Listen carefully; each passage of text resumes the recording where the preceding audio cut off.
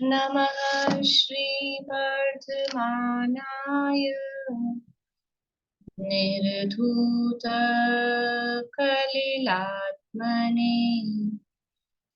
सालोकानां त्रिलोकानां यद्विद्यादर्पणायति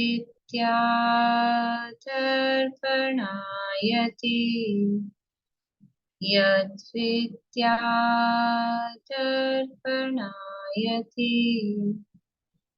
सकल पापमल प्रक्षालक श्रीवर्धमान को करुण नमन लोकालोक प्रकाशित करने जिनकी विद्या है दर्पण जिनकी विद्या है दर्पण।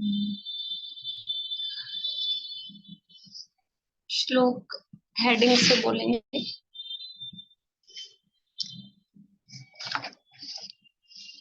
आप्त की परिभाषा, आप्त का स्वरूप।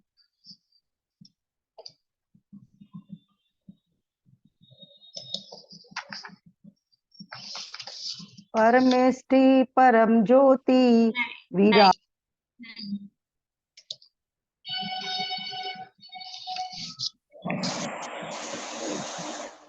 आप्तेनो छिन्दोसेने सर्वज्ञागमेशिना भवेतं नियोगेने नान्यथा व्याप्ता भवेत्। निशंकित अंग का स्वरूप। सिद्धमेवेदृशं तत्त्वं चैव तत्त्वं न अन्यथा।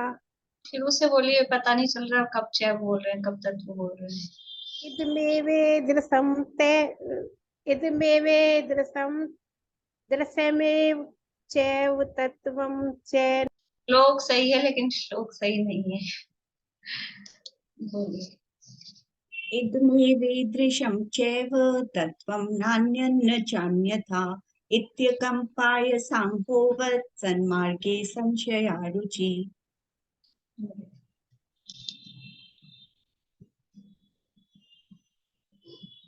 धर्म और अधर्म का फल।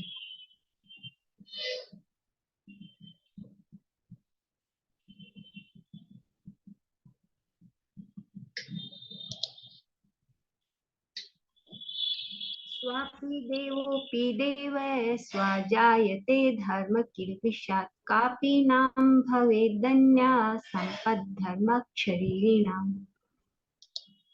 गुरु मूर्ता का स्वरूप।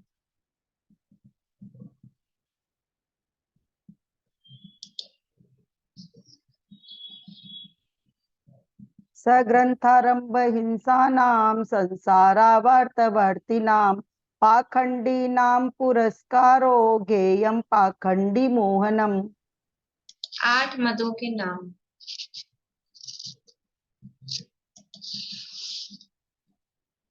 ज्ञानं पूजां कुलं जातिं बलं वृद्धि तपो वपु अष्टावाश्रित्यमानित्वं स्मयमाहुर्गतिस्मया। अमूढ़ दृष्टि अंग का स्वरूप।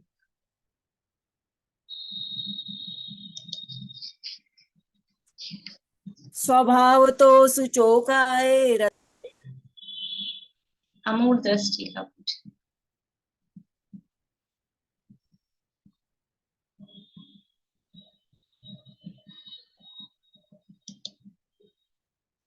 स्वयं शुद्धस्य मार्गस्य बालाशक्तिजना। गलत है, गलत है। कविता जी आपका नेटवर्क नहीं आ रहा, हाथ दिखा दीजिए आपका।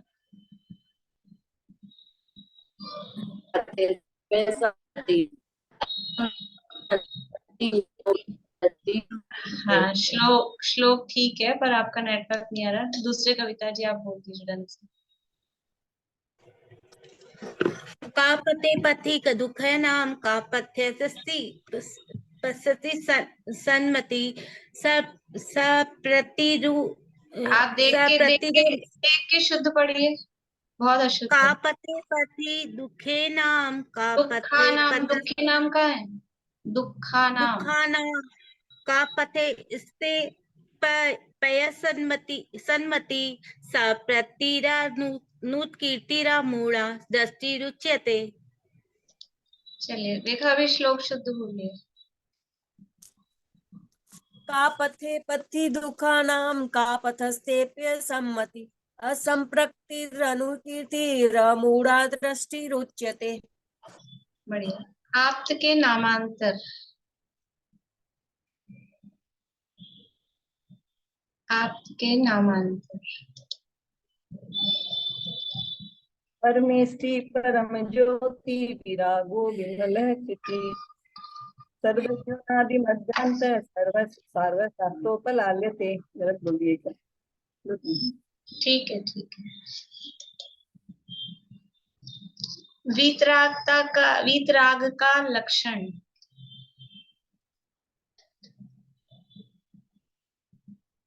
वीतराग का लक्षण। क्षुत्पिपासाजरातंक जन्मांतक भयस्मया न रागद्वेष मोहास्य यस्याप्त स प्रकीर्त्यते। बढ़िया। आप्त की निष्प्रहता या आप्त के उपदेश में राग का अभाव।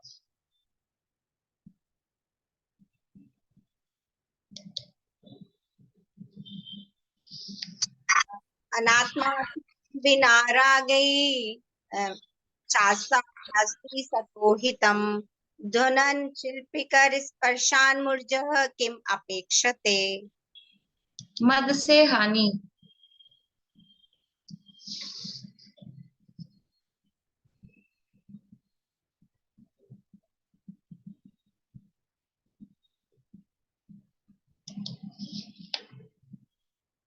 कविता जी वीडियो बंद करके बोलिए, आपका नेटवर्क स्लो है ना, वीडियो बंद कर लीजिए फिर बोलिए।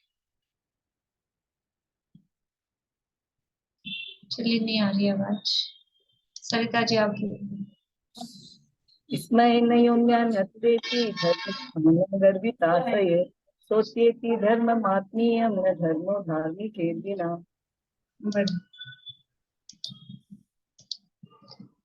चलिए इतना ही करते हैं, फिर देर हो जाएगी। रत्नकरण शावकाचार्य नामक ही ग्रंथ है, स्वामी समंत भद्राचार्य द्वारा रचित।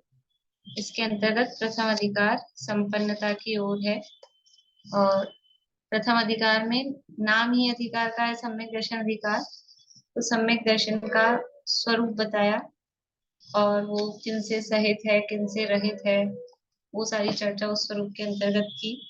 और फिर वचनिका में यद्यपि मूल श्लोक में सम्यक के भेद प्रभेदों की चर्चा नहीं है, लेकिन क्योंकि अधिकार सम्यक का है तो सम्यक के भेद प्रभेद, उसकी उत्पत्ति कैसे होती है, ये सारी चर्चा भी इसमें वचनिका में की गई। अब यहाँ सम्यक्त्व की महिमा और उसका प्रभाव समझ लो। अभी शुरू के जो श्लोक थे 3-4 वो सम्यक की महिमा के थे कि मातंग के शरीर में हो तो भी उसकी पूजा की प्रशंसा होती है और धर्म के प्रभाव से कुत्ता भी देव हो जाता है, या जो सम्यक दर्शन है वो श्रेष्ठ है, वही सच्चा मित्र है और उसके बिना ज्ञान और चारित्र की उत्पत्ति, स्थिति, वृद्धि और फलोदय संभव नहीं है। ये सब उसकी महिमा की बातें चल रही थी। अब यहाँ से बता रहे हैं, समझ लीजिए आगे के श्लोकों में भी, कि सम्यक का प्रभाव क्या है, क्या इफेक्ट होगा लाइफ में सम्यक्त्व के हो जाने पर। सम्यक्त्व हो जाने पर बाहरी जीवन में तो ऐसा कोई अंतर नहीं दिखेगा, लेकिन अंदर से कितना बड़ा अंतर आ जाएगा, कर्म बंध में कितना बड़ा अंतर आ जाएगा, वो बाहर से किसी को नहीं दिखने वाला है। सम्यक दृष्टि चौथे गुण स्थान वाला हो और मिथ्या दृष्टि हो पहले गुण स्थान वाला, तो बाहरी जीवन में तो कुछ परिवर्तन नहीं दिखेगा, जैसा ये दिख रहा है वैसा वो दिखेगा। बाहरी जीवन में परिवर्तन मतलब सामान्य सदाचार, अन्याय, नीति, वृक्ष का त्याग, वो तो होगा। तो जो एक साधारण मतलब समझ लो एक भद्र मिथ्या दृष्टि है और एक सम्यक दृष्टि है, तो उन दोनों में ऐसा कोई अंतर नहीं दिखेगा। जो कोई घोर ग्रहित मिथ्या दृष्टि है वो तो अलग दिखेगा ही, जो अत्यधिक क्रूर रौद्र परिणामी है वो तो अलग दिखेगा। सम्यक दृष्टि के वैसे परिणाम तो नहीं होंगे, लेकिन फिर भी वेशभूषा में, रंग रूप में, आकार प्रकार में उसमें कोई सम्यक दृष्टि मिथ्या दृष्टि आप शक्ल से, कपड़ों से ऐसा देख के नहीं पहचान सकते हैं। लेकिन अंदर में बहुत बड़ा अंतर आया है। एक तो सबसे बड़ा अंतर जो आध्यात्मिक दृष्टि से हम देखें तो वो श्रद्धान का अंतर है। सम्यक दृष्टि की श्रद्धा और मिथ्या दृष्टि की श्रद्धा, दोनों में जमीन आसमान का अंतर है। ये दोनों की दिशा ही अलग है। एक की दिशा संसार की तरफ है और एक की दिशा मोक्ष की तरफ है। तो अंदर श्रद्धा का बदलाव हुआ है। और दूसरा बहुत बड़ा अंतर है कि अंदर वो कर्म बंध में, आश्रव और बंध की स्थितियों में बहुत फर्क पड़ गया है।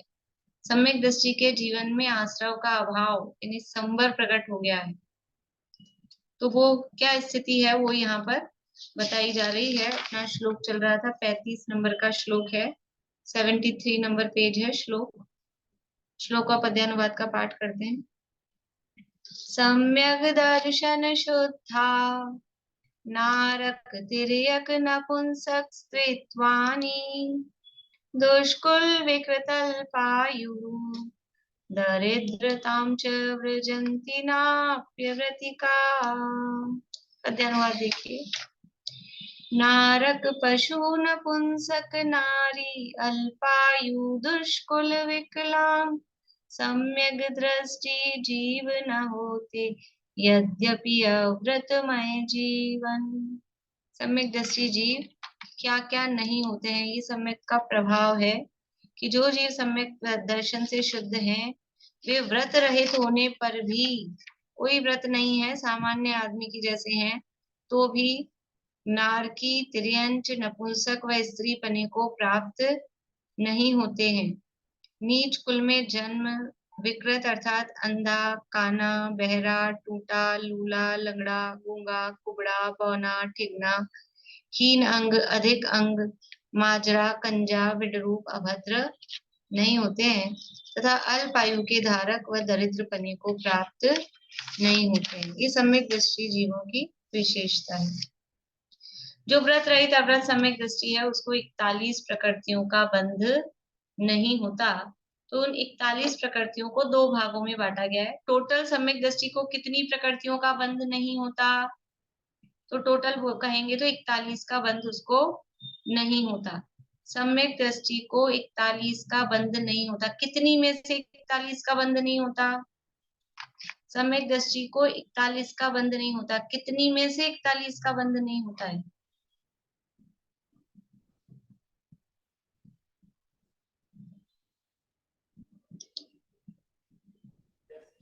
120 बनने वाली प्रकृतियों में से 41 प्रकृति। 120 जो बंध योग्य प्रकृतियां हैं उनमें से उसको 41 का बंध नहीं होता। तो अभी जो 41 है इसको दो भागों में बांटा है। एक तो है मिथ्यात्व के साथ बंधने वाली और दूसरी है अनंतानुबंधी के साथ बंधने वाली। तो जो मिथ्यात्व के साथ बंधने वाली है वो कितनी प्रकृतियां हैं? मिथ्यात्व के साथ बंधने वाली 16। बहुत बढ़िया, 16 प्रकृतियां। याद किया आपने नाम? हाँ कुछ याद है, सुनाइए। एक मिनट। मिथ्यात्व हुंडक संस्थान और सप्रस्टवाटिका कुछ ऐसे सहनन 6 नंबर। श्रीपाटिका सहनन, श्रीपाटिका याद कर लीजिए, श्रीपाटिका सहनन। और नपुंसक भेद। बढ़िया। और 1 2 इंद्री 3 इंद्री 4 इंद्री। और नरक गति नहीं, नरक गति, नरक आयु और नरक गत्यानुपति, नरक आयु और नरक गति, नरक गत्यानुपूर्वी, नरक आयु। और एक सूक्ष्मपना, अपर्याप्तक, एक नहीं सूक्ष्मपना अपर्याप्तक पूरा याद नहीं है। सूक्ष्म, अपर्याप्त और साधारण। सूक्ष्म, अपर्याप्त और साधारण। और आतप, स्थावर और इसके साथ भी एक इंद्रिय। चलिए ठीक है, वो आगे पीछे करके हो गई है थोड़ी, उनको थोड़ा सेट कर लीजिएगा। याद तो हो गई लगभग आपको, सही नाम और सही क्रम। ये 16 प्रकृतियां कौन सुना रहे हैं और क्रम से?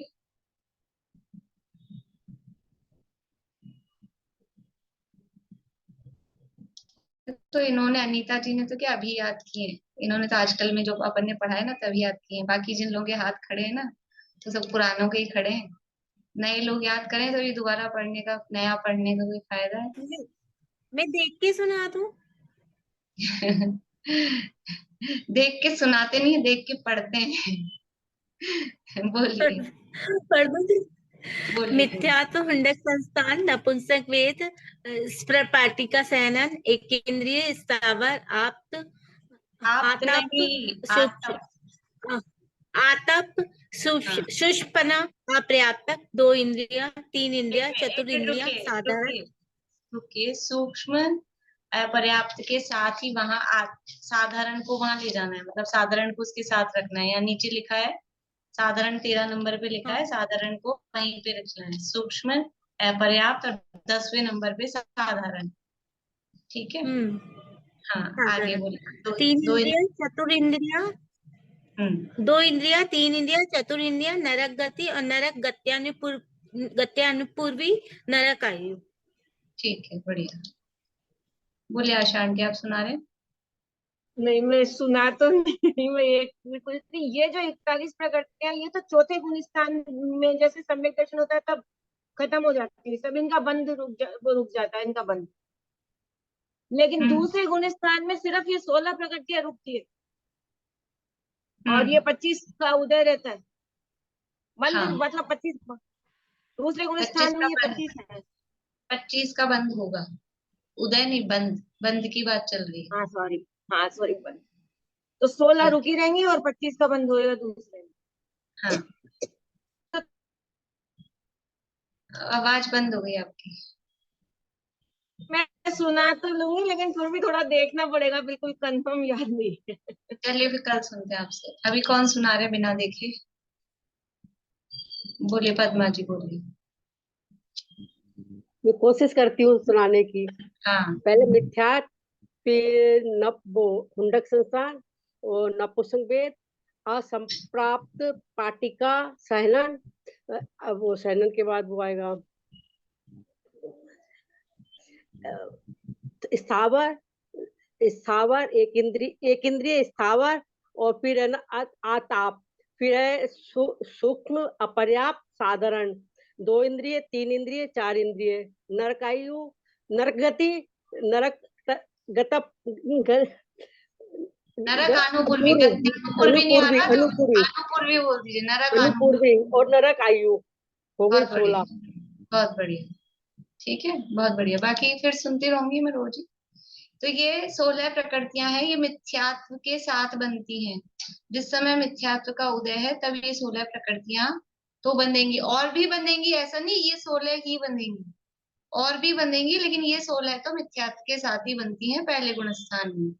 तो जब वो पहले से ऊपर जा रहा है, चौथे में पहुंचा है, तो पहला छूट गया है, तो ये 16 प्रकृतियों का बंध रुक गया है। अब 25 प्रकृतियां हैं, वो किसके साथ बनती हैं? बाकी की जो 25 प्रकृतियां हैं वो किसके साथ बनती हैं रजनी जी? अनंतानुबंधी कर्मों के प्रभाव। अनंतानुबंधी के साथ बनती हैं। ठीक है, तो वो 25 प्रकृतियां कौन सी हैं वर्षा जी? अनंतानुबंधी क्रोध, अनंतानुबंधी मान, अनंतानुबंधी माया, अनंतानुबंधी लोभ, स्त्यानग्रद्धि, निद्रा निद्रा, प्रचला प्रचला, दुर्भग, दुस्वर, अनादेय,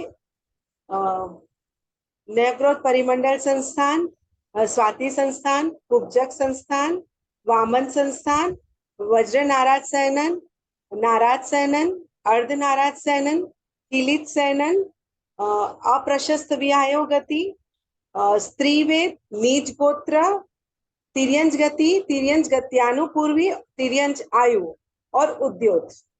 बढ़िया, देख के बोला आपने? नीचे का थोड़ा देखना पड़ा। बात का देखा, हाँ शुरू में तो बिना देखे बोल रहे थे। बढ़िया, चलिए बोलिए अर्चना जी। अनंतानुबंधी क्रोध मान माया लोभ फिर दर्शन के 3 है। स्थानाग्रदिश्य निद्रा निद्रा प्रचला प्रचला, फिर दुर्भग दुस्वर अनादेय, फिर 4 संस्थान है। नियोग न्यू क्रोध न्यक्रोध परिमंडल, न्यक्रोध न्यू क्रोध परिमंडल संस्थान, वामन संस्थान, स्वाति संस्थान, कुब्जक संस्थान, फिर 4 संघनन है, नाराज संघनन, अर्धनाराज संघनन, वज्र नाराज संघनन पहले छूट गया, फिर और एक कीलक संघनन, फिर उसके बाद में है स्त्री स्त्री वेद, अभिहायो गति, नीच गोत्र, विहायोगति कौन सा? अभिहायो गति, अप्रशस्त विहायोगति। अप्रशस्त है, अच्छा अब लिख लो, नीच गोत और फिर उद्योत, त्रियंच गति, त्रियंच गत्यानुकूल और त्रियंच आयु। इस तरह से ये 25 प्रकृतियां हैं जो अनंतानुबंधी के उदय में बंधती हैं। तो कल अपन ने चर्चा कर ली थी कि अनंतानुबंधी के उदय में ही अनंतानुबंधी बनती है। तो 4 तो अनंतानुबंधी की हैं, 3 बड़ी निद्राएं हैं। अनीता जी कुछ पूछना है कि सुनाना है? ये गत्यानुपूर्वी मतलब क्या होता है? गत्यानुपूर्वी कल बताया था कि जब कहीं से यहाँ से मर के दूसरी जगह जा रहे हैं दूसरी गति में, तो विग्रह गति में शरीर का आकार कौन सा होगा। ये तो शरीर छूट गया, नया शरीर मिला नहीं है, तो बीच में अभी उतनी देर के लिए उसको बोलते हैं विग्रह गति। तो वहां शरीर का आकार कैसा होगा, तो वो आकार जिस कर्म के उदय से होता है उसको आनुपूर्वी नाम कर्म कहते हैं। और जिस मतलब गति में जा रहे हैं उसी गति के नाम से वो आनुपूर्वी बनता है। तो नरक गति में जा रहे हैं तो विग्रह गति में नरक गत्यानुपूर्वी कर्म का उदय होगा। ठीक है। देव गति में जा रहे हैं तो देव गत्यानुपूर्वी कर्म का उदय होगा। और आकार रहेगा जो भी था, पहले मनुष्य था तो मनुष्य का आकार, गधा था तो गधे का आकार, कुत्ता था तो कुत्ते का आकार, जो शरीर पहले था उस शरीर का आकार रहेगा वहां। एक्चुअली तो जो शरीर क्या था, जिस आकार में मरण हुआ है, जिस अवस्था में कोई ऐसे मरा मान लीजिए इस पोजीशन में, तो वो आत्मा के प्रदेशों का वही आकार वो विग्रह गति में रहेगा।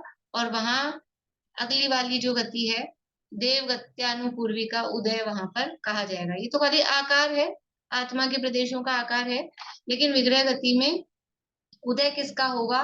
उदय होगा आनुपूर्वी कर्म का। उस गति में आने से पहले, वो आनुपूर्वी, उस गति में जाने से पहले वाली जो स्थिति है तो वो आनुपूर्वी नाम कर्म कहलाता है। बोलिए कविता जी। ये हुंडक संस्थान और स्प्रैटिका ये क्या है? ये सब मैंने कल बताया था कि आप लोग तत्वार्थ सूत्र में अपना 8वां अध्याय निकालें। 8वें अध्याय में नाम कर्म का जो सूत्र है उसमें सबके परिभाषाएं दी हैं। अब एक एक को यहाँ अपन करेंगे तो बस काफी तो कर लिया है अपन ने, लेकिन वो संस्थान और सहनन के लिए वहां से पढ़ लीजिए, नहीं तो वही वाला चैप्टर चल जाएगा फिर अपना। ठीक है ना? तो संस्थान और सहनन सरल है, उसमें पढ़ने से समझ में आ जाएंगे कैसा आकार है। और मुझे पता था कोई पढ़ेगा नहीं लेकिन फिर भी जिनको जिज्ञासा हो तो 5 मिनट लगेंगे, वहां से पढ़ लीजिएगा। ठीक है। दुर्भग, दूस्वर, अनादे, ये चर्चा अपन ने कल की थी कि दुर्भग नाम कर्म है, दूस्वर और अनादे ये सब पाप प्रकृतियां हैं। इनका बंध अनंतानुबंधी के साथ होता है। और देखो आपने सुना होगा हमेशा ऐसा कि मिथ्यात्व गया तो 41 प्रकृतियों का बंध रुक गया। अकेले मिथ्यात्व को ही जोड़ देते हैं, क्योंकि मिथ्यात्व और अनंतानुबंधी अलग अलग जाति नहीं है ना। पहले से सीधा होगा तो चौथा होगा, पहले से दूसरा नहीं होगा किसी को भी। तो वो एक साथ ही दोनों का अभाव, मिथ्यात्व और अनंतानुबंधी दोनों का अभाव एक साथ ही होता है। अभाव का मतलब है जो भी है, उपशम शय उपशम जो भी हो रहा है वो एक साथ ही हो रहा है। इसलिए सबसे पहले प्रथम सम्यक दर्शन प्रथमोपशम किसी जीव ने प्राप्त किया तो एक साथ 41 प्रकृतियों का संवर उसको होता है। ऐसा नहीं होता है कि 1 सेकंड पहले तो 16 का हुआ है, 1 सेकंड बाद 25 का होगा, ऐसा क्रम नहीं पड़ता है उसमें। ये क्रम तो इसलिए बता रहे हैं कि यदि कोई उतरे चौथे से दूसरे में आ जाए तो उसको 25 प्रकृतियों का बंध तो चालू हो जाएगा, 16 का चालू नहीं होगा। वो जब फिर पहले में पहुंचेगा तब 16 का चालू होगा। उसके लिए ये भेद करके बताया। अदरवाइज एक साथ जो सम्यक दर्शन प्राप्त कर रहे हैं मिथ्यात्व से चौथे में जा रहे हैं, तो चौथे में जाने वाले की 41 प्रकृतियों की बंध विच्छित्ति एक साथ होती है। पहले से कोई 5वें में जा रहे हैं तो चौथे की जो बंध विच्छित्ति है वो और प्लस होगी। वो उसमें और प्लस होगी, प्लस प्रकृतियां। और पहले से सीधे सातवें में जा रहे हैं तो छठे की, पांचवें की और छठे की वो और प्लस होगी। तो वो अलग मैटर है, अभी अपन ज्यादा कठिन हो जाएगा विषय, लेकिन समझने के लिए मतलब कोई ऐसा नहीं सोचे कि पहले सम्यक दर्शन प्राप्त करने के लिए बैठे हैं तो समझ लो पहले तो 16 का अभाव होगा, फिर 25 का अभाव होगा, फिर जाके सम्यक दर्शन होगा। ऐसा अलग अलग नहीं होता है, वो एक साथ ही सारा होता है। यहाँ समझने के लिए भेद करके बताया जा रहा है। ठीक है, तो ये 41 प्रकृतियों का बंध मिथ्या दृष्टि ही करता है। यहाँ कह रहे हैं इन 41 कर्म प्रकृतियों का बंध मिथ्या दृष्टि ही करता है, क्योंकि मिथ्यात्व और अनंतानुबंधी दोनों साथ साथ ही रहती हैं, दोनों की जुगलबंदी है। वो चारित्र होने की होने पर भी मिथ्यात्व के साथ ही रहती है, मिथ्यात्व के साथ ही जीती है, मिथ्यात्व के साथ ही मरती है। और अगर खुद आ जाए तो मिथ्यात्व को साथ में बुला ले आती है। अनंतानुबंधी का उदय आ जाए तो फिर क्या होगा? ऐसा नहीं होगा कि मिथ्यात्व ज्यादा देर रह जाए बिना उसके, वो बिना मिथ्यात्व के रह जाए। वो मिथ्यात्व को सीधा बुलाती है, सीधा जीव पहले गुण स्थान में ही आता है अनंतानुबंधी का उदय होने के बाद। इसलिए ये सब इनका साथ ही है। ये सब हो गया था। अप्रशस्त्र व्यायोगति की भी चर्चा हो गई थी। श्रीवेद, नीचबोध, तिरंच गति, तिरंच गत्यानुकूल भी उद्धति, ये सब चर्चा अपनी कल हो गई थी। देखिए आगे बढ़ते हैं, पेज नंबर 74 है रत्नकरण शावकाचार्य में।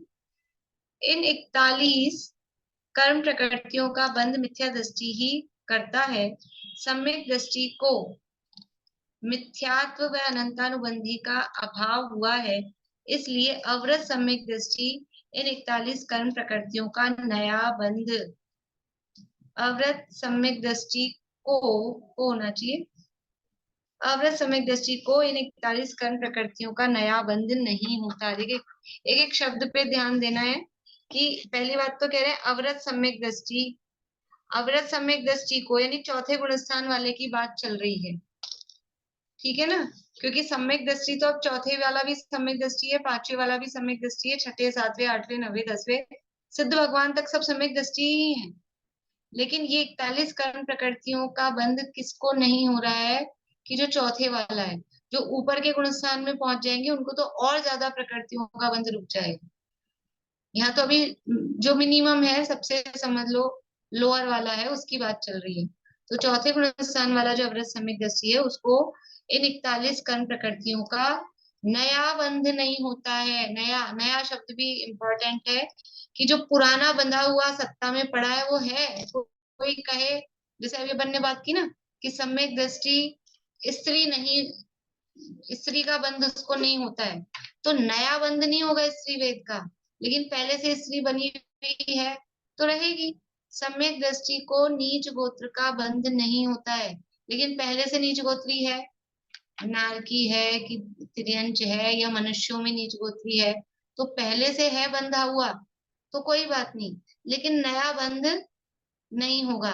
तो ऐसा हो सकता है पहले से कोई एक इंद्रिय है, नया नहीं बांधेगा, लेकिन अभी सम्यक दृष्टि हो जाए, पहले से है एक इंद्रिय, तो ऐसा नहीं होगा। वो तो जो शर्त है संगी पंचेंद्रिय होने की, वो बात तो बराबर लागू रहेगी। ठीक है ना, तो और वो सत्ता में रहे, भले सत्ता में ये सब प्रकृतियां रह सकती हैं। उदय में कौन कौन सी होंगी? तो वो संगी पंचेंद्रिय पना, वो जो कंडीशंस पहले देख के आए हैं वो उदय में। तीन चीजें हमेशा अलग अलग ध्यान रखनी है, बंध, उदय और सत्ता। यहाँ जो बात चल रही है सम्यक दृष्टि को, रजनी जी मुंबई, सम्यक दृष्टि को किन किन का बंध नहीं होता उसकी बात चल रही है, किन किन का उदय नहीं होता उसकी बात भी नहीं चल रही, और कौन कौन सी प्रकृतियों का सत्व नहीं होता उसकी बात भी नहीं चल रही। आप मुझे दो दो दिख रही है रजनी जी, दो ही हैं क्या आप? हाँ डबल डबल दिख रही है, मैं सोची मुझे मेरी आंखों में कुछ दिक्कत हो गई क्या। ठीक है, डबल चला रखा है आपने, ठीक है। तो सम्यक दृष्टि को इन प्रकृतियों का नया बंध नहीं होता है, ध्यान रखना है, बंध की बात चल रही है। ठीक है, आगे जब सम्यक तो नहीं हुआ था उस समय मिथ्यात्व अवस्था में इन 41 प्रकृतियों का जो बंध हुआ था, सम्यक्त्व के प्रभाव से वह बंध नष्ट हो जाता है। यदि मिथ्यात्व दशा में इनमें से कोई बंध हुआ हो पहले, तो हुआ हो, तो जब सम्यक दर्शन हो जाता है तो सम्यक के प्रभाव से वह बंध नष्ट हो जाता है। मान लेते हैं कि चलो एक लाइन और पढ़ लेते हैं, फिर अपन आगे बात करते हैं। परंतु आयु संबंधी बंध नष्ट नहीं होता, छूटता है। यानी वो आयु संबंधी बंध नहीं छूटता है, तो भी सम्यक का प्रभाव ऐसा है। वो बाद में पढ़ते हैं, पहले अपन बात करते हैं कि मिथ्यात्व अवस्था में इन 41 में से किसी प्रकृति का बंध पहले कर लिया, जैसे कि एक इंद्रिय स्थावर आतप का बंध कर लिया, ठीक है, और तिर्यंच आयु का बंध कर लिया, ठीक है। ये जो अपन ने पढ़ा ना, उसके हिसाब से अपन कंडीशन खड़ी कर रहे हैं। आयु का बंध नहीं बदलता है, और इनमें से जो पहले जो प्रकृतियां बांध ली हैं वो प्रकृतियां भी नहीं मतलब वो बदल जाएंगी, आयु का बंध नहीं बदलेगा। तो तिर्यंच आयु बांध ली, और तिर्यंच आयु में कौन सी बांधी, क्या बनने वाला था वो, एक इंद्रिय स्थावर आतप और सूक्ष्म अपर्याप्त, और ये वाली प्रकृतियां सारी बांध रखी थी, और आयु बन गई तिर्यंच। तो एक इंद्रिय भी तिर्यंच है, ठीक है, 2 इंद्रिय 3 इंद्रिय 4 इंद्रिय ये सब भी तिर्यंच है। अब तिर्यंच आयु बन गई, उसके बाद में उसने प्राप्त कर लिया सम्यक दर्शन, ठीक है। तो सम्यक दर्शन हो गया, आयु बदलेगी नहीं, आयु बदलेगी नहीं, तो अब वो तिर्यंच ही बनेगा। तो तिर्यंच ही बनेगा तो क्या एक इंद्रिय बनेगा, क्या स्थावर बनेगा, क्या आत्म प्रकृति का उदय आएगा, क्या सूक्ष्म होगा, साधारण होगा, अपर्याप्त होगा, वो नहीं होगा। अकेली आयु नहीं बदलेगी, आयु वही रहेगी, बाकी ये जो सारी एक इंद्रिय बंधी थी वो बदल के क्या हो जाएगी, पंचेंद्रिय। सूक्ष्म बंधी थी तो वो बदल के क्या हो जाएगी, बादल। ये प्रकृतियां अपने आप सम्यक के प्रभाव से ये सारी बंधी हुई प्रकृतियां बदल जाएंगी। नपुंसक वेद बंध गया था, वो बदल जाएगा, पुरुष वेद ही हो जाएगा, नपुंसक नहीं बनेगा। तिर्यंच में नपुंसक नहीं बनेगा, नपुंसक बनेगा तो वो अपवाद रूप में केवल नरक में जा रहा होगा, तो ही नपुंसक बनेगा, वरना सम्यक दृष्टि मनुष्य और तिर्यंच बनेगा तो नपुंसक नहीं बनेगा। तो वो बदल जाएंगी, बदल जाएंगी, इसको क्या बोलते हैं अपन शास्त्र की भाषा में, इनमें संक्रमण हो जाता है, ये सारी प्रकृतियों में बदलाव हो जाता है, संक्रमण हो जाता है। तो और जो भी है अपर्याप्त बंधी थी तो पर्याप्त हो जाएगा, साधारण बंधी थी तो प्रत्येक हो जाएगी। सारी प्रकृतियां जो भी पाप प्रकृतियां हैं, और भी समझ लीजिए संस्थान सहनन, जो भी खोटे खोटे बंधे थे वो सब अच्छे वाले में बदल जाएंगे। बस एक आयु है, तो आयु जो है वो नहीं बदलेगी, तो बनेगा तो तिर्यंच ही, लेकिन अब उसमें अच्छे से अच्छा जो हो सकता है वो स्थिति उसको प्राप्त हो जाएगी। तो वो तिर्यंच बन रहा है, कल भी हमने बात की थी, तिर्यंच बन रहा है वो सम्यक का प्रभाव नहीं है, तिर्यंच बन रहा है वो तो उसके मिथ्यात्व का प्रभाव है। लेकिन अब तिर्यंच में सुपर क्वालिटी का तिर्यंच बन रहा है, सारी अच्छी प्रकृतियां जितनी हो सकती हैं वो सारी बदल गई हैं, मतलब खराब बदल गई हैं, अच्छी हो गई हैं, तो वो सब सम्यक्त्व का प्रभाव है। ये सम्यक के प्रभाव से ये सारा काम होता है। तो जब सम्यक तो नहीं हुआ था उस समय मिथ्यात्व अवस्था में इन 41 प्रकृतियों का बंद हुआ था, वह सम्यक के प्रभाव से नष्ट हो जाता है। बोलिए कविता। नहीं, उसकी आयु बनेगी या गति बनेगी, जैसे वो चेंज होके उसमें वो चेंज हो जाएगा, जैसे एक इंद्री था तो पंच इंद्री में। आयु और गति दोनों के नाम सेम ही है, लेकिन आयु बंध में क्या होता है, आयु बंध का मतलब होता है भाव धारण करना, तो उसको कौन सा भाव मिलेगा और उसमें कितने समय तक वो रहेगा, ये 2 काम आयु के हैं। तो कौन सा भाव मिलेगा, तो 4 भाव है, भाव परावर्तन देख पढ़ा है कि नहीं हमने, 4 भाव परावर्तन होते हैं, नरक भाव परावर्तन, तिर्यंच भाव परावर्तन, मनुष्य भाव परावर्तन, देव भाव परावर्तन। तो कौन सा भाव होगा, ये आयु कर्म के उदय से, और कितने समय तक उसमें रहेगा, भाव मतलब कौन सा शरीर, वो तो वो नरक नारकी का शरीर मिलना है, कि देव का, कि मनुष्य का, कि तिर्यंच का, और उस शरीर में टिका रहना, कितने समय तक टिका रहेगा, 100 साल टिके रहेगा, 500 साल टिके रहेगा, 10,000 वर्ष टिका रहेगा, कि एक पल्ले 2 पल्ले 3 पल्ले 1 कोटि पूर्व, जो भी उसकी स्थिति है। तो ये दोनों काम होते हैं आयु से। और गति से क्या होता है? गति से वहां गमन करना, जो आयु बंधी होगी, जो भाव, उस भाव में जाना, तिर्यंच भाव में जाना, और फिर तिर्यंच के योग्य वहां उसके भाव होना, ये गति नाम कर्म का काम है। गति गमन करने के अर्थ में, तो वहां गमन करना और वो जाके वहां पर जन्म लेना, और फिर उसके योग्य उसके भाव होना। औदैहिक भाव है गति नाम कर्म, गति औदैहिक भाव है, हमने देखा था, नाम कर्म के उदय से होता है। तो वो उस योग्य ही भाव होंगे। तिर्यंच होगा तो तिर्यंच के जैसे ही उसके भाव होते हैं। मनुष्य होगा तो मनुष्यों के जैसे ही भाव होते हैं। तो ये दोनों कर्म अलग अलग है। बहुत सारे अंतर हमने जब 8वां अध्याय पढ़ा था तत्वार सूत्र का, आयु और गति में बहुत सारे अंतर हमने लिखे थे उस समय। अभी वो सारा प्रकरण नहीं है, तो आपके पास पुराने लिखे हो तो थोड़ा सा खोल के 2-4 मिनट लगते हैं, जिस समय जिज्ञासा होती है ना, उस समय खोल के देख लेना चाहिए। मतलब अभी क्लास में बीच में नहीं, पर क्लास पूरी होते ही समझ लीजिए 5 मिनट ज्यादा चली है क्लास, ऐसा समझ के तुरंत उसको, इसलिए मैं लिखने को भी इसीलिए कहती हूँ, लिखा हुआ होता है, अभी भूल गए हैं तो उसको खोल के दोबारा देखा जा सकता है, तो वो आपस से रिवाइज हो जाती है चीजें। तो सम्यक्त्व का ऐसा प्रभाव है। देखिए पहला पॉइंट यहाँ क्या कह रहे हैं 74 पेज पे, यदि पहले 7वें नरक की आयु का बंध किया हो, पश्चात सम्यक दर्शन हो जाए, तो पहले नरक ही जाता है, दूसरे या अन्य नरकों में नहीं जाता है। यदि 7वें नरक की आयु भी 7वां तो मैक्सिमम है, मान लो किसी ने 3रे की बांध ली हो, किसी ने 5वें की बांध ली हो। अब ये कैसे पता लगेगा कि कौन से नरक की आयु बांधी है? वो आयु बनते समय उसमें ऐसे लेवल लग के आता है क्या?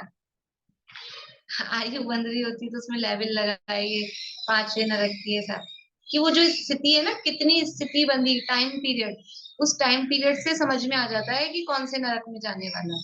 क्योंकि हर नरक की आयु का वो जो स्थिति है, उसका काल है, वो फिक्स है। जगन्य और उत्कृष्ट वो फिक्स है। तो वो जितनी आयु बंदी होगी, 33 सागर की आयु बंदी, तो पहले नरक में जा सकता है कि 33 सागर की आयु के साथ? कि पहले नरक में 1 सागर की आयु है उत्कृष्ट, तो जा नहीं सकता। दूसरे नरक में जा सकता है क्या कि वहां 3 सागर की ही है, उसमें भी नहीं जा सकता है। तो ऐसे देखेंगे, 3 सप्तदश सप्तदश द्वाविंशति त्रयस्त्रिंशत् सागरोपमा सत्वानाम परास्थिति, 23 शुरू में 1 था, 1 सागर 3 सागर 7 सागर 10 सागर 17 सागर 22 सागर और 33 सागर।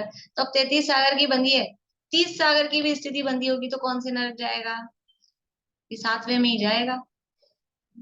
और 15 सागर की स्थिति बंदी होगी, 5वें में जाएगा।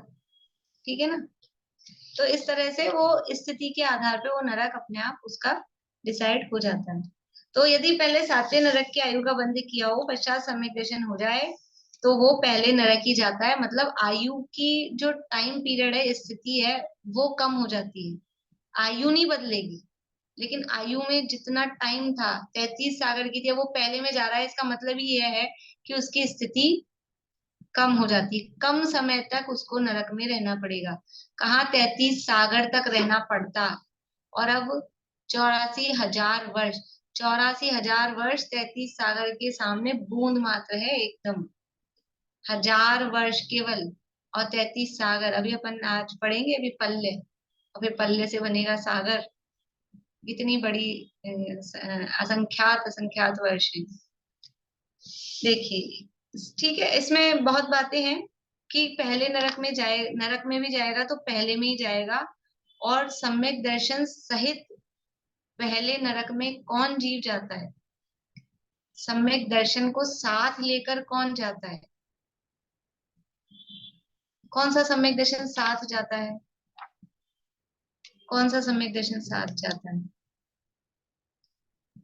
शायिक सम्यक दर्शन। शायिक सम्यक दर्शन साथ जाता है। और जो पहले नरक में सम्यक दर्शन को लेके जा रहे हैं, वो शायिक सम्यक दृष्टि ही होंगे।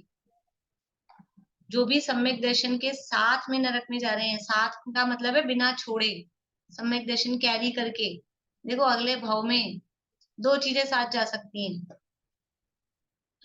क्या क्या जा सकता है? सोने की चूड़ी और सोने की चैन वो नहीं जाएगी। जो घड़ी हाथ में बंधी हुई वो घड़ी यहीं रह जाएगी, और जितने भी जेवरात गहने वो सब यहीं रह जाएंगे। दो चीजें साथ जाएगी। क्या दो चीजें साथ जाएगी? कि जितने कर्म बांधे हैं वो सारे कर्म साथ जाएंगे, और यदि कोई रत्न ले लिया है हमने, रत्न जा सकता है, सोना नहीं जा सकता है, इसलिए रत्न खरीदा करें। कौन सा रत्न जाएगा साथ? सम्यक तो रत्न। ये त्रिरत्न, तीन रत्न साथ जा सकते हैं। तीन रत्न सामान्य मतलब इकट्ठे में अपन बोल रहे हैं, बाकी सम्यक चारित्र तो मुनि दशा में भी कहा जाता है, पर सामान्य रूप से एक सम्यक दर्शन रत्न है, वो साथ में जाएगा। तो ये दुनिया के रत्न इकट्ठे करने में लग रहे हैं, जो सब यहीं पड़े रह जाएंगे, यहीं छोड़ के जाएंगे, और पता नहीं अपने हाथ से किसी को देके भी नहीं जाएंगे, वो तिजोरियों में बंदी रह जाएंगे, और उसकी चाबी अपने नाम पे होगी तो वो भी रह जाएगी, गवर्नमेंट के काम आएंगी। उसमें है ना, लच्छी संसप्त मणो जो अप्पाणम धरेदि कट्ठेण सुराई दाह्याणम कज्जम साहे ही मूढ़प्पा। ये लक्ष्मी में आसक्त होकर, और जो खुद तो ऐसे रहता है कंजूसी में, ना भोगता है ना कुछ, तो वो क्या कर रहा है कि वो सरकार का और अपने भाई बंधुओं का, उनका काम अच्छा कर रहा है, उनको मिलेगा बाद में।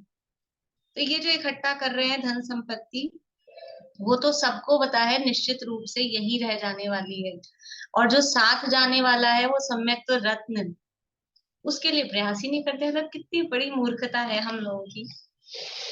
सबको पता है कि नहीं पता है? सबको पता है कि ये जो यहाँ इकट्ठा कर रहे हैं, ये तो क्योंकि देखा है ना, कोई नहीं ले जा सकता है, कोई मतलब ऑप्शन ही नहीं है, वो फिर भी उसी के पीछे भाग रहे हैं, वही इकट्ठा करने में लगे हैं। ये शरीर यहाँ यहीं रह जाएगा, ये शरीर भी साथ नहीं जाएगा। फिर भी सारे दिन सुबह से उठ के शाम तक जो काम करते हैं वो इस शरीर के पोषण के लिए करे जाते हैं, और आत्मा अपनी है, और वो आत्मा तो स्वयं है ही, तो खुद तो जाएगा ही साथ में, उसके पोषण के लिए, और उसके लिए मतलब कुछ साथ में जाए, अच्छा हो जाए प्रभाव, उसके लिए कोई प्रयास ही नहीं करते। अब हमारे से बड़ा मूर्ख कौन होगा? मूर्खाधिराज, ऐसे ताज पहन के घूमना चाहिए सिर पे, मूर्खाधिराज का, इसी में लगे हुए हैं सारे काम, अपनी खबर ही नहीं करते। तो यदि ये सम्यक तो रत्न को साथ लेके जाएगा तो शायद सम्यक दृष्टि ही जाएगा, और अगर शैक्षणिक सम्यक दृष्टि है, पहले नरक में भी जा रहा है और दूसरे तीसरे में भी जा रहा है, तो सम्यक को छोड़कर, अंतर्मुख के लिए सम्यक को छोड़कर फिर नरक में जाता है, फिर वहां जाके वापस सम्यक प्राप्त करता है। ठीक है, तो ये शायद सम्यक दृष्टि है जो पहले नरक में जा सकता है। तो शायद सम्यक दृष्टि नरक में, कौन से नरक में पाए जाएंगे, कौन से नरक तक पाए जाएंगे? केवल पहले नरक में। ठीक है, अभी एक और बात जो अभी हमने थोड़े दिन पहले पढ़ी थी, 10 लक्षण में पढ़ी थी, कि कोई जीव शायद सम्यक दर्शन प्राप्त कर रहा है, कहाँ प्रारंभ करेगा? शायद सम्यक दर्शन का प्रस्थापक, उसको प्रारंभ करने वाला कौन होता है? बोलिए सुलोचना भाभी। मनुष्य, पुरुष। हाँ, कौन सा मनुष्य? कर्म भूमि का। कर्म भूमि का मनुष्य। ठीक है, कर्म भूमि का मनुष्य, वो इस शायद सम्यक दर्शन का प्रस्थापक यानी प्रारंभ करने वाला होता है। और शायद सम्यक दर्शन का निष्ठापक यानी उसको पूरा करने वाला, वो कौन हो सकता है? कि जो प्रारंभ करेगा वही तो पूरा करेगा। इसमें कौन सा ये कैसा प्रश्न पूछा? जो प्रारंभ करेगा वही पूरा करेगा, इसमें कुछ चेंजेस हो सकते हैं? शायद सम्यक दर्शन का निष्ठापक यानी उसको पूरा करने वाला, चारों गतियों में कर सकते हैं, चारों गतियों में हो सकता है। शायद सम्यक दर्शन करना प्रारंभ किया वो तो मनुष्य ने ही, और अभी पूर्णिमा आंटी को लगता है कि वहां समोचरण में तो मरता ही नहीं है, और ये मरेगा कैसे? कि वहां केवली शुद्ध केवली के पादमूल का मतलब है वो निकट होनी चाहिए, बिल्कुल वहीं चरणों में बैठे बैठे तो मरण होगा नहीं ना। तो शायक सम्यक दर्शन केवली शुद्ध केवली के पादमूल में होता है। पादमूल का मतलब है वो निकट में होने चाहिए, कहीं उनका उपदेश मिला हो और फिर उसके बाद में समर्षण से बाहर आ गया हो भले, तो ऐसे में मतलब जीव की आयु पूरी हो जाती है कि शायक सम्यक दर्शन उसने प्रारंभ किया और जो जितना काम था करण, 3 करण का, वो काम पूरा हो गया। उसके बाद वो कहलाता है कृतकृत्य वेदक, और कृतकृत्य वेदक के काल में फिर उस जीव का मरण हो सकता है। तो यदि उसको नरक में जाना है, पहले नरक आयु बन गई है और ये शायक सम्यक दर्शन उसने प्राप्त किया है, तो वो वहां पहले नरक में जाकर अपना शायक सम्यक दर्शन पूरा कर सकता है, कर ही लेता है, सकते की बात ही नहीं, कर लेता है। ठीक है, तो वो पहले नरक तक ही जाता है। इसके अलावा तिर्यंच में भी, तिर्यंच का भी मतलब साथ में ये बात तो अपन कल पढ़ेंगे कि तिर्यंच भी भोग भूमि में कौन जाएगा सम्यक के साथ, सम्यक को साथ लेके कैरी करके, सम्यक को साथ लेके अगले भाव में कौन जाएगा, कि जो शायक सम्यक दृष्टि होगा वो ही जाएगा। भोग भूमि में सम्यक दृष्टि जो तिर्यंच बन रहा है सम्यक के साथ, सम्यक दर्शन सहित, वो शायक सम्यक दृष्टि होगा। इसका मतलब आप, इसका क्या अर्थ निकलेगा वो आपसे कल पूछूंगी मैं, कि शायक सम्यक दृष्टि ही भोग भूमि में तिर्यंच गति में वो सम्यक के साथ जन्म ले सकता है। तो वो जो शायक सम्यक दृष्टि है वो कौन होगा? ठीक है, ये प्रश्न है और याद दिलाने की जिम्मेदारी तो रेणु जी की है, बाकी लोग कोई मैं ही भूल जाऊं। तो इस प्रश्न का जवाब कल अपन करेंगे, अभी समय भी हो गया है और वो बात भी कल ही करेंगे। तो यानी इस प्रकरण से समझने की बात क्या है कि सम्यक दर्शन कितना महान है। सम्यक दर्शन क्यों महान है? कि वो सम्यक दर्शन, जिसके दर्शन का नाम सम्यक दर्शन है, वो मैं स्वयं महान हूँ, इसलिए वो सम्यक दर्शन भी महान कहा जाता है। सम्यक दर्शन तो वो अपने आत्मा के दर्शन का नाम सम्यक दर्शन है ना, वो तो पर्याय है, लेकिन मैं स्वयं कितना महान हूं कि जिसके दर्शन का नाम सम्यक दर्शन है। और उस सम्यक का प्रभाव कैसा है, कि वो सम्यक तो ऐसा है जो अगले भाव में भी साथ में जाता है और उसके प्रभाव से क्या क्या परिवर्तन जीवन में हो जाता है। तो ऐसे अपने आत्म तत्व की महिमा पूर्वक वो सम्यक रत्न हमें प्रकट हो, इसी भावना से।